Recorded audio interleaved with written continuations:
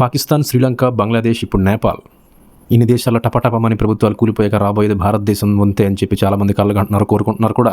కానీ అది అవ్వదమ్మా. ఎందుకంటే నేపాల్ పరిస్థితి వేరు, భారతదేశం పరిస్థితి వేరు. నేపాల్లో ఈ రోజున్న పరిస్థితికి ముఖ్యంగా 3 కారణాలు.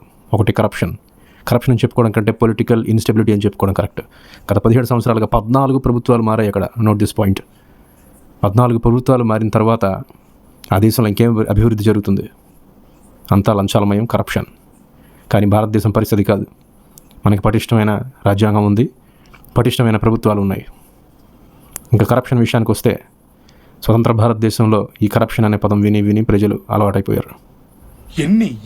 ఎన్నో వందలాది స్కాముల పేర్లు విని విని విసిగిపోయారు. ఇప్పుడు కరప్షన్ అనేది పెద్దగా వినిపించట్లేదు, అదో పెద్ద బజ్వర్డ్ కూడా కాదు. కాబట్టి భారతదేశానికి ఈ సమస్య ఇప్పుడు లేదు. రెండో సమస్య, నేపాల్లో రాజకీయ నాయకుల పిల్లలు అందరూ విదేశాల్లో పెద్ద పెద్ద యూనివర్సిటీలో చదువుతూ లగ్జూరియస్గా గడుపుతున్నారు.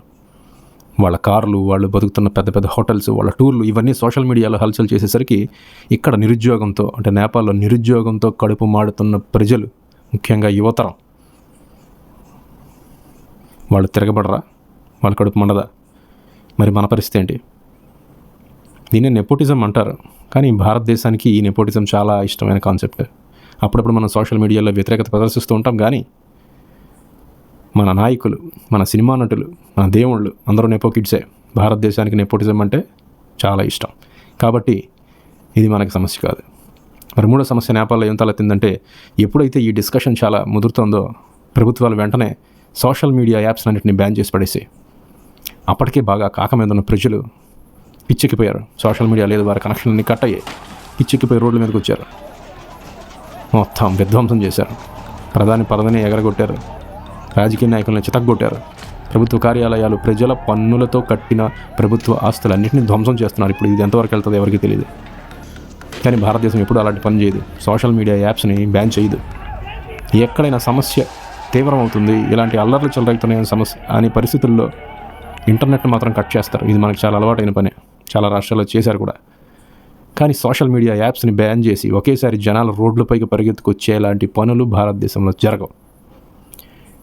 ఇక్కడ సమస్యలు లేవా? ఇవే నా సమస్యలు, ఈ భారతదేశంలో సమస్యలు లేవా? జనాలు రోడ్ల మీదకి రాలేరా అంటే సమస్యలు చాలా ఉన్నాయి. కానీ జనాలు రోడ్లపైకి వచ్చేంత పరిస్థితులు ఇక్కడ లేవు.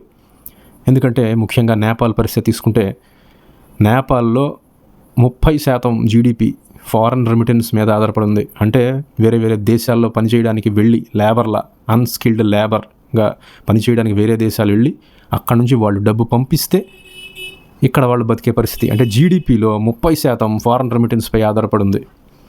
అంతేకాకుండా 15% ఫారెన్ ఎయిడ్స్, అంటే ఫారెన్ సహాయం, విదేశాల సహాయాలు చేస్తే ఆ గ్రాంట్లు, ఆ ఎయిడ్లు, వాటి ద్వారా వాళ్ళ బడ్జెట్లో 15% సమకూరుతుంది. అంటే విదేశ శక్తులు డైరెక్ట్గా, నేరుగా విదేశీ ప్రభుత్వాల హస్తం, వాళ్ళ యొక్క ప్రభావం ఆ దేశం మీద చాలా ఎక్కువ.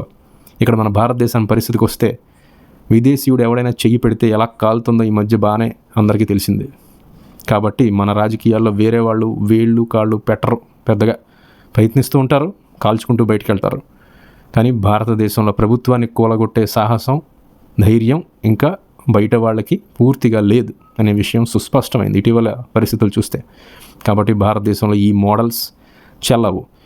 ఒకవేళ నిజంగానే ప్రజల్ని రెచ్చగొట్టి రోడ్ల మీదకి తీసుకొచ్చి అలజడులు సృష్టించిన ఆ అల్లర్లని కంట్రోల్ చేయగల మెకానిజం, పోలీస్ వ్యవస్థ, భద్రతా దళాలు చాలా పటిష్టంగా భారతదేశానికి ఉన్నాయి. కాబట్టి ఆ మోడల్ పూర్తిగా వర్క్ అవ్వకపోవచ్చు.